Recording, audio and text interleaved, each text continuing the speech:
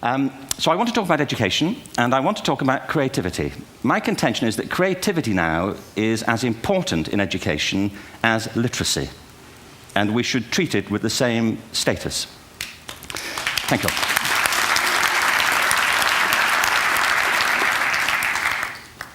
That was it, by the way. Thank you very much.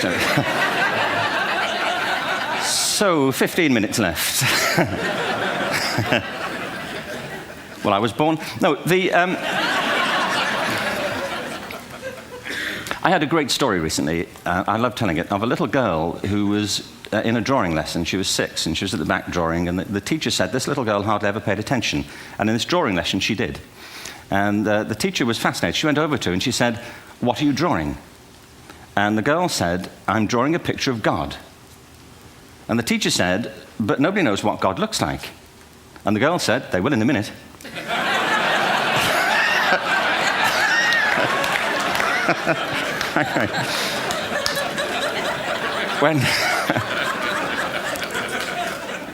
When my son was 4 in England, actually he was 4 everywhere, to be honest. I mean, if we're being strict about it, wherever he went, he was 4 that year. But he was in the Nativity play. Do you remember the story? He didn't have to speak, but do you know the bit where the 3 kings come in? They come in bearing gifts, and they bring gold, frankincense, and myrrh. This really happened. We're sitting there, and they, I think, just went out of sequence. Because we talked to the little boy afterwards and said, "Are you okay with that?" And they said, "Yeah, why was that wrong?" They just switched. I think that was it. Anyway, the 3 boys came in, little 4-year-olds with tea towels on their heads, and they put these boxes down. The first boy said, "I bring you gold." And the second boy said, "I bring you myrrh." And the third boy said, "Frank sent this."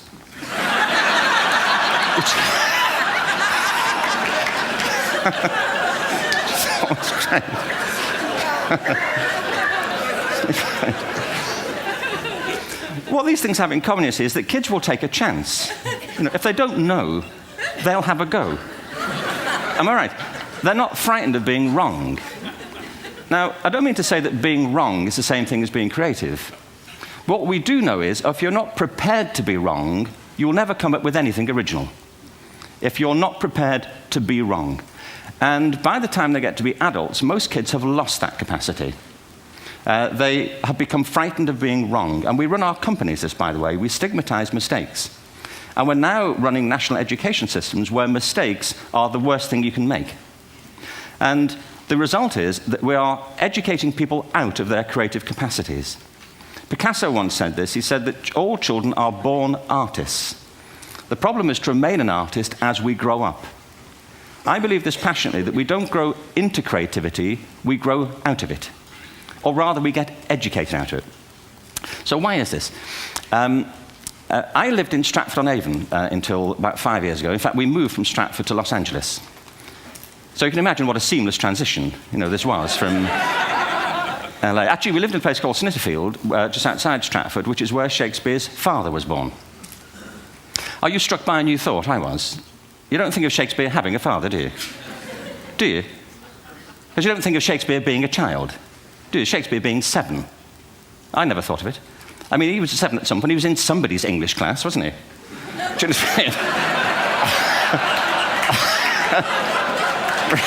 Really? How annoying would that be?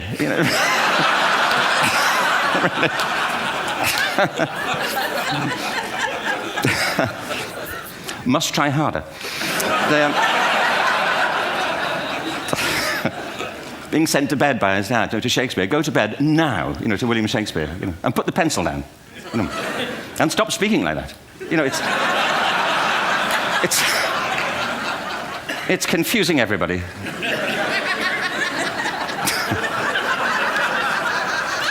Anyway, we moved from Stratford to Los Angeles, and I just want to say a word about the transition. Actually, my son didn't want to come. I've got 2 kids. He's 21 now, and my daughter's 16. He didn't want to come to Los Angeles. He loved it, but he had a girlfriend in England. This was the love of his life, Sarah. He'd known her for a month. Mind you, they'd had their 4th anniversary by then, because it's a long time when you're 16. Anyway, he was really upset on the plane. He said, "I'll never find another girl like Sarah." And we were rather pleased about that, frankly, because she was...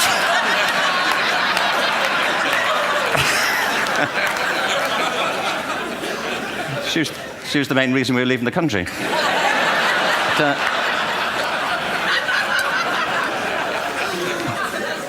But something strikes you when you move to America and when you travel around the world. Every education system on Earth has the same hierarchy of subjects. Everyone, doesn't matter where you go. You think it would be otherwise, but it isn't. At the top are mathematics and languages, then the humanities, and at the bottom are the arts, everywhere on Earth. And in pretty much every system, too, there's a hierarchy within the arts. Art and music are normally given a higher status in schools than drama and dance. There isn't an education system on the planet that teaches dance every day to children the way we teach them mathematics. Why? Why not? I think this is rather important. I think maths is very important, but so is dance. Children dance all the time if they're allowed to. We all do. We all have bodies, don't we? You know, did I miss a meeting? I mean, I think... Truthfully, what happens is, as children grow up, we start to educate them progressively from the waist up. And then we focus on their heads and slightly to one side. If you were to visit education as an alien and say, what's it for, public education, I think you'd have to conclude, if you look at the output, you know, who really succeeds by this? Who does everything they should? Who gets all the brownie points? You know, who are the winners? I think you'd have to conclude the whole purpose of public education throughout the world is to produce university professors. Isn't it? They're the people who come out the top. And I used to be one. So there, you know. And I like university professors, but, you know, we shouldn't hold them up as the high watermark of all human achievement. They're just a form of life. You know, another form of life. But they're rather curious, and I say this out of affection for them. There's something curious about professors. In my experience, not all of them, but typically, they live in their heads. They live up there, and slightly to one side. They're disembodied, you know, in a kind of literal way. You know, they look upon their body as a form of transport for their heads. You know, it's... Don't they? It's a way of getting their head to meetings. Our education system is predicated on the idea of academic ability. And there's a reason. The whole system was invented around the world. There were no public systems of education really before the 19th century. They all came into being to meet the needs of industrialism. So the hierarchy is rooted on two ideas. Number one, that the most useful subjects for work are at the top. So you were probably steered benignly away from things at school when you were a kid, things you liked, on the grounds you would never get a job doing that. Is that right? Don't do music, you're not going to be a musician. Don't do art, you won't be an artist.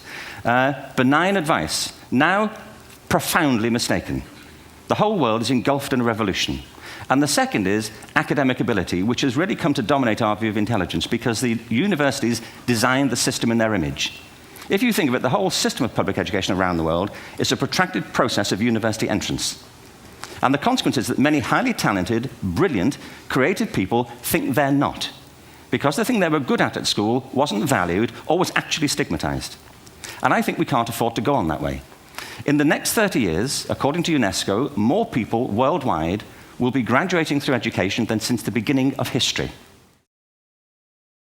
Suddenly, degrees aren't worth anything. Isn't that true? When I was a student, if you had a degree, you had a job. If you didn't have a job, it's because you didn't want one. And I didn't want one, frankly. So, but now, kids with degrees are often heading home to carry on playing video games. Because you need an MA, where the previous job required a BA, and now you need a PhD for the other. It's a process of academic inflation, and it indicates the whole structure of education is shifting beneath our feet. We need to radically rethink our view of intelligence. We know three things about intelligence. One, it's diverse. We think about the world in all the ways that we experience it. We think visually, we think in sound, we think kinesthetically, we think in abstract terms, we think in movement. Secondly, intelligence is dynamic.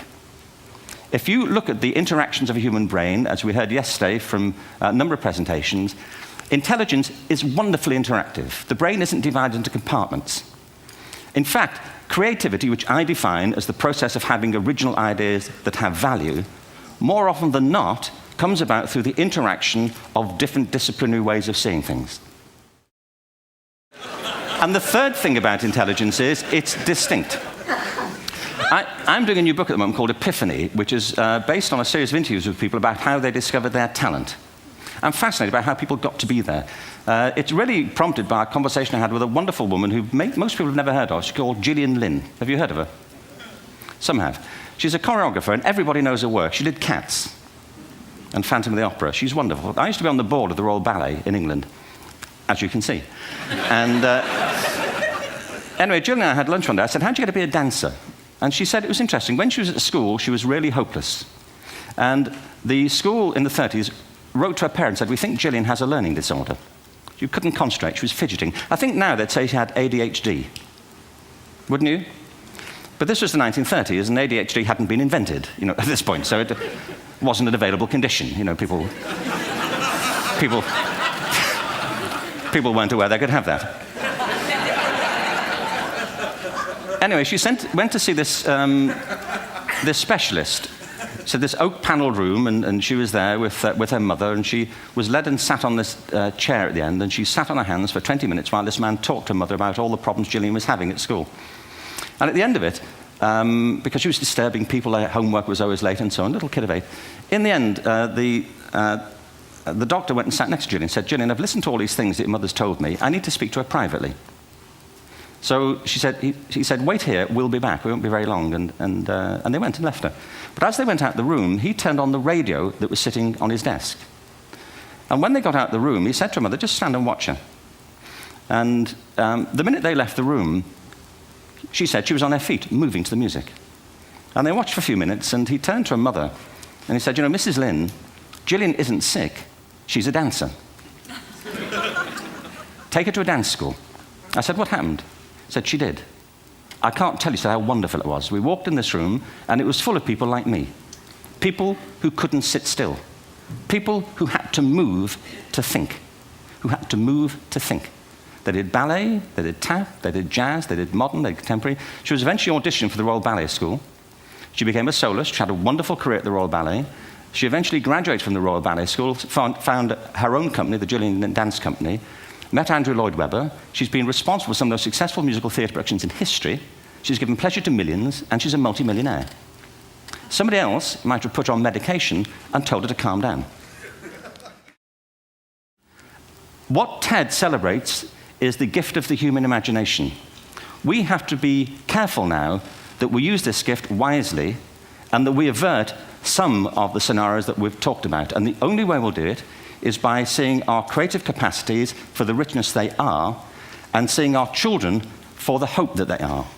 And our task is to educate their whole being so they can face this future. By the way, we may not see this future, but they will.